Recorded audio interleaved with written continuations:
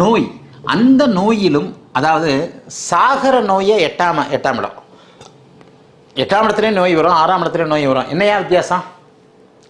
எட்டாம் இடமும் நோயை கொடுக்கும், ஆறாம் இடம் நோய். சாகடிக்காமல் வாழ்நாள் முழுக்க மாத்திரை மருந்து சாப்பிட்ற இடத்த ஆறாம் இடம் கொடுக்கும்.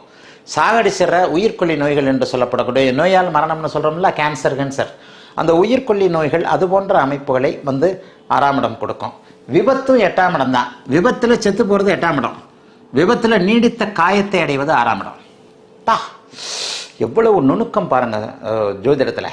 விபத்து நடக்கிறது, ஒருவர் மரணம் அடைந்து விடுகிறார், அல்லது இருந்து கொண்டே இருந்து ஸ்பாட்டில் மரணம், ஸ்பாட்டில் அங்கஹீனம், விபத்தால் அங்கம் குறைதல், விபத்தால் இறந்து போகிறது, விபத்திற்கு அப்புறம் ஒரு வாரம் கழிச்சு 20 நாள் கழிச்சு இறந்து போகிறது. இந்த இறந்து போகிறதுன்னு வந்துட்டால் எட்டாம் பாவம். ஆறாம் பாவகத்தில் அடிபட்டு எட்டாம் பாவகத்தால் இறந்து போகிற காயம். ஆக விபத்து, கடன், தீரா கடன், கடனால் வரக்கூடிய வம்பு வழக்கு அசிங்கம், நோய், மர்ம உறுப்பு நோய், கொல்லாமல் கொள்ளுகின்ற சர்க்கரை, இரத்த அழுத்தம் போன்ற ஆயுள் முழுக்க சாப்பிட்டு கொண்டே இருக்கக்கூடிய மாத்திரைகள், மருந்துகள், ஆனால் ஆயுள் போகாத நோய்.